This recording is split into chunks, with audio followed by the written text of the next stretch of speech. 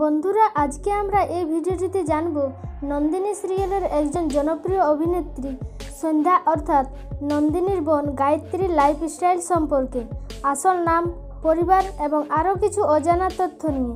তো চলুন কথা না বাড়িয়ে শুরু করা যাক এবং এরই মধ্যে সাবস্ক্রাইব করে ফেলুন মণিমা টিভি। প্রথমে কথা বলবো সন্ধ্যার আসল নামের ব্যাপারে। তার আসল নাম হলো স্নেহা আনচান। স্নেহার প্রফেশনে একজন মডেল এবং অভিনেত্রী।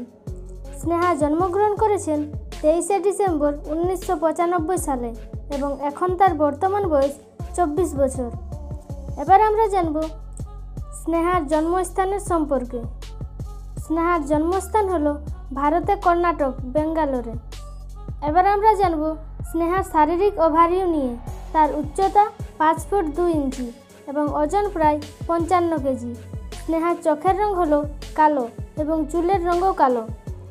তিনি জাতীয়তায় একজন ভারতীয় এবং ধর্মে হিন্দু। এবার আমরা কথা বলবো স্নেহার পরিবারের সম্পর্কে। স্নেহার মায়ের নাম হলো চারু আনচান এবং বোনের নাম প্রিয়া আনচান।